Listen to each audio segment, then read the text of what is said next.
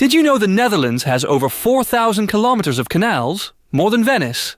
And yes, the windmills are real too. But stop! If that's all you think the Netherlands is, you've been watching the wrong videos. Forget the tourist traps. Forget the clichés. Today, we're diving into the real Netherlands, and I'm going to show you how to experience it like a local, not just a visitor passing through. For years, the Netherlands has been sold to us as a neat little package. Amsterdam, windmills, and tulips. And look, those things are part of the story, but they're just the first page of a much, much longer book. I've spent my time not just in the capital, but all over this amazing country, from the Northern Islands to the Southern Hills, talking with locals and getting completely, wonderfully lost on its bike paths. And what I've found is a country that most people don't really get. A place that's way more innovative, diverse, and beautiful than the travel brochures let on. So today, we're tearing up the tourist map. We're going to get past the crowds in the capital, bust the stereotypes that just won't quit, and uncover some hidden corners that will make you feel like you found a secret. This is your guide to the real Netherlands, the charm of Amsterdam and beyond. Okay, let's start with the heart of it all. Amsterdam. It's an incredible city for a reason. The canals, the history, the world-class museums like the Rijksmuseum and the Anne Frank House are absolutely worth seeing. But its popularity can also be its biggest challenge, often leading to an experience defined by crowds. If you want that same Dutch canal magic with a more relaxed local feel, you have to visit Utrecht. Think of it as Amsterdam's cooler, more laid-back sibling. For many Dutch people, it's the nation's real beating heart. Its medieval centre is just as gorgeous, but it boasts a unique two-level canal system with wharfs right at the water level. The old cellars have been transformed into amazing cafes and restaurants where you can enjoy a drink literally inches from the water, an experience you can't get anywhere else. The city buzzes with energy from a large student population, but it lacks that frantic tourist rush. You can climb the Dom Tower, the country's tallest church tower, for an incredible view, or simply wander the lived-in cobblestone streets. The pace is slower, the vibe is more authentic, and you get a genuine taste of Dutch city life. Swapping a day in the capital for a day in Utrecht, or the equally amazing city of Haarlem, is one of the best ways to discover the true Netherlands. The real story behind the icons now, let's talk about the big three: windmills, tulips, and wooden shoes.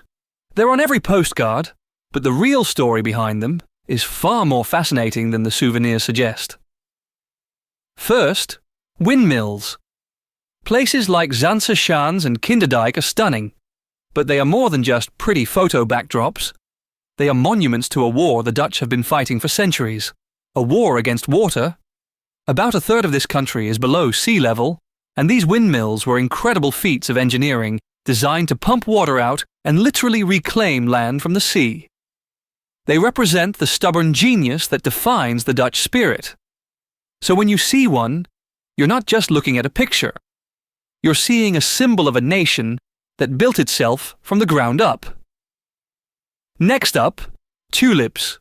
The Keukenhof Gardens in the spring are a mind-blowing explosion of colour, but they are a curated show, not a reflection of the entire country. Dutch nature is much more wild and diverse. For a truly breathtaking experience, skip the tulip crowds and head to a place like Veluwezoom National Park in late summer. The hills there, known as the Pausbank, become covered in a rolling sea of blooming purple heather. It's an almost alien landscape that most tourists never get to see. And finally, let's settle the wooden shoe question. Do Dutch people wear them? Some farmers and gardeners do because they're practical and tough, but you will not see people clomping around the city in them. They are a piece of folk history, not a part of modern daily life. If this is already changing how you see the Netherlands, do me a huge favour and hit that subscribe button. It really helps the channel grow, and trust me, you won't want to miss the hidden gems we're about to find. The people and the culture. Perhaps the biggest misunderstanding about the Netherlands is about the Dutch people themselves.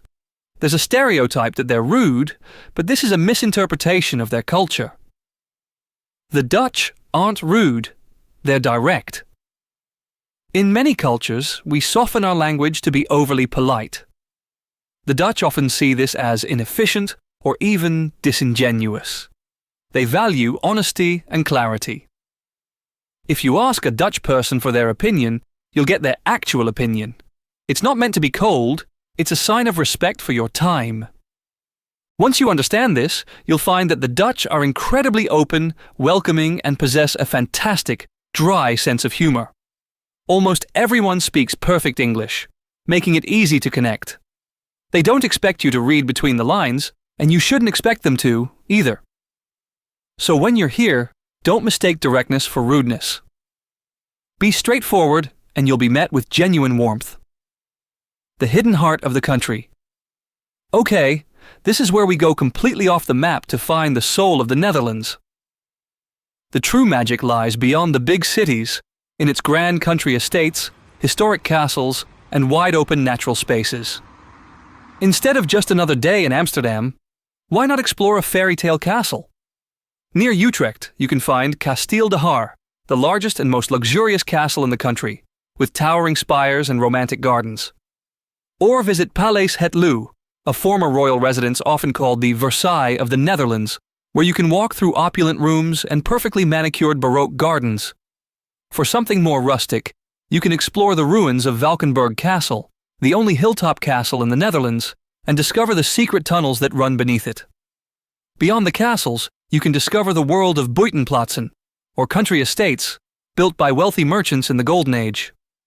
These elegant homes are surrounded by stunning parks and offer a glimpse into a different side of Dutch history. And for raw, natural beauty, the options are incredible. Head to the Hoge Veluwe National Park, a vast expanse of forests, heathlands, and sand dunes. Or experience something truly unique in the north. The Wadden Sea, a UNESCO World Heritage Site, where you can walk across the seabed during low tide. The Frisian islands like Texel or Ameland offer a world of wide beaches, dunes, and a profound sense of tranquility. These are the real gems, proving that the best parts of the Netherlands are often where you least expect them. So, the Netherlands is not what you think. It's not just one city, one flower, or one type of shoe. It's a country built by engineers who fought the sea and won. It's a place of shockingly diverse landscapes, from purple hills to quiet waterfront villages. It's a culture that values honesty over fluff, creating a society that feels open and real. The true Netherlands is small in size but huge in spirit. And it's waiting for you, just off the beaten path. So I have to ask, what's the biggest misconception you had about the Netherlands? Let me know in the comments below. I'd really love to hear what you think. And if you want to know how you can actually afford to see this side of the country, make sure you're subscribed